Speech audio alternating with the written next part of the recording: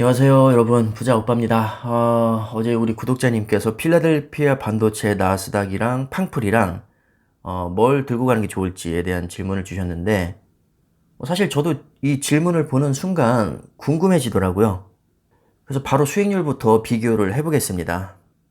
그 전에 한 가지 말씀드릴 게, 이 타이거 미국 필라델피아 반도체 나스닥 같은 경우는 올해 4월에 출시가 됐기 때문에 사실 비교를 그렇게 오랫동안 할 수가 없습니다.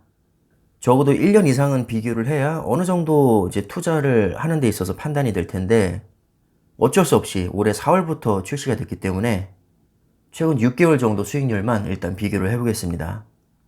이야, 6개월밖에 안 되는 기간이지만 수익률이 정말 엎치락 뒤치락 하면서 치열하게 수익률 다툼을 하고 있습니다. 근데 결과적으로 타이거 미국 필라델피아 반도체 나스닥이 7.6%, 코덱스 미국 팡플러스가 8.6% 수익률이 나왔습니다.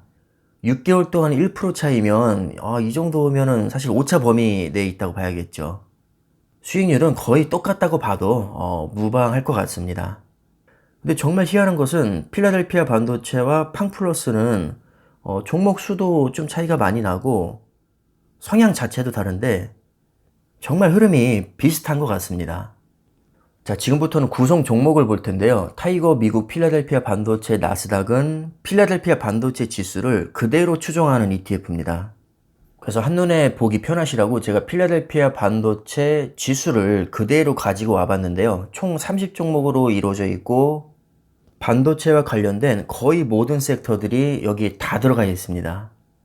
뭐 예를 들면 AMD가 맨 위에 있는데 AMD는 CPU 세계 2위, GPU 세계 2위 기업입니다. 비메모리 반도체 강자라고 할 수 있죠. 그 다음에 ASML, 반도체 장비 회사죠. 특히 TSMC와 삼성전자에게 EUV 노광기를 독점 공급하는 기업입니다. 워낙에 유망하고 인기가 많은 종목이라 단일 종목으로도 굉장히 많이 투자를 하고 계시죠. 그 다음에 조금 아래로 내려가면 TSMC, 파운드리 세계 1위 기업이죠. 램 리서치 역시 장비 관련 회사고 마이크론 테크놀로지, 메모리 반도체 업체입니다. 그 다음에 아래로 가보면 엔비디아, GPU 세계 1위 기업이고 AMD와 경쟁을 하고 있습니다. GPU 분야에서는 독보적인 1위라고 할 수 있고요. 개별 종목으로도 우리 서학개미들이 굉장히 많이 투자를 하고 있습니다. 그 다음에 인텔, 요즘엔 좀 맛이 많이 가긴 했지만 그래도 썩어도 준치입니다. 여전히 반도체로 삼성전자 다음으로 돈을 쓸어 담는 어마어마한 기업입니다. 그 다음에 퀄컴이 또 보이는데 퀄컴은 모바일 AP 세계 1위 기업이죠. 스마트폰에 들어가는 핵심 두뇌입니다.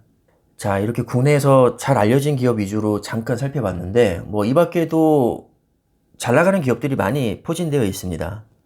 그래서 총 30종목으로 구성되어 있고 이 30종목을 평균을 내서 지수화시킨 게 필라델피아 반도체이고 그 필라델피아 반도체를 그대로 추종하게 만든 게 타이거 미국 필라델피아 반도체 나스닥입니다.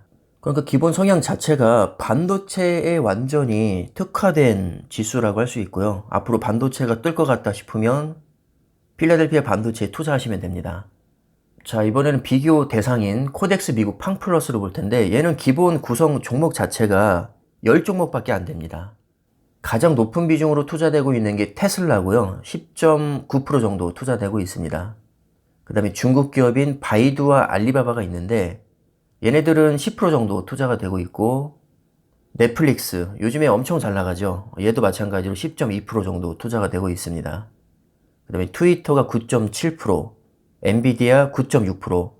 엔비디아는 아까 필라델피아 반도체에도 있었는데 팡플러스에도 공통으로 들어가 있네요. 그만큼 엔비디아가 핫하다고 이해를 하시면 될 것 같습니다.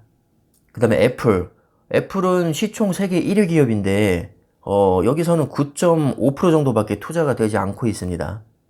그러니까 확실히 시가총액 가중 방식은 아닌 거고 시총에 상관없이 10개 기업이 거의 10% 수준으로 비슷하게 투자가 되고 있다. 이렇게 이해를 하시면 됩니다.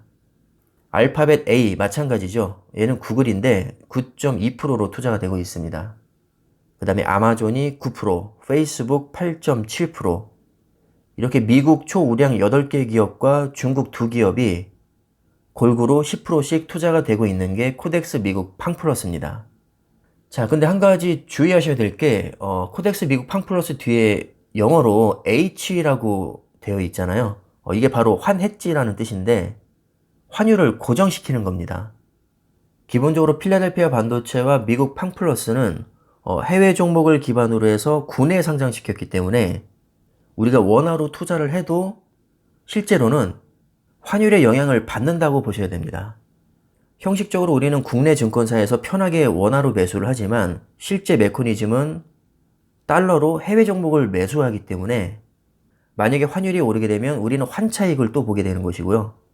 환율이 떨어지면 환차손을 보게 됩니다. 한마디로 주가 수익률과 환율의 영향을 동시에 받는다고 보시면 되는데, 나는 환율의 영향은 받기 싫다, 그냥 지수의 영향만 받고 싶으신 분들은 환해지에 투자를 하시면 되고요. 이왕 투자하는 거 나는 환차익까지 보너스로 좀 가져가고 싶다 하시는 분들은 환해지가 없는 환노출 상품에 투자하시면 됩니다. 근데 일반적으로 환노출은 별도의 표기가 없고 환해지만 H처럼 이런 식으로 표기를 합니다. 그래서 이 부분은 참고로 알고 계시면 좋을 것 같고, 뭐 다 지난 얘기긴 하지만 환율이 최근에 한 1년 동안 많이 올랐기 때문에 환해지 상품에 투자했으면 환차익을 못 가져갔을 겁니다. 그래서 상대적으로 손해를 봤다고 할 수 있고, 만약에 팡플러스가 환해지 상품이 아니었다면 아마 수익률은 더 좋게 나왔을 겁니다. 환차익까지 주가에 반영됐을 테니까요.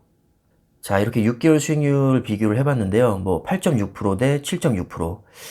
이 정도면 사실 오차 범위 내라고 봐야 되고, 특정 종목이 계속 수익률이 좋게 나왔던 것이 아니라 엎치락 뒤치락 했기 때문에 더더욱 우열을 가리기가 어려울 것 같습니다.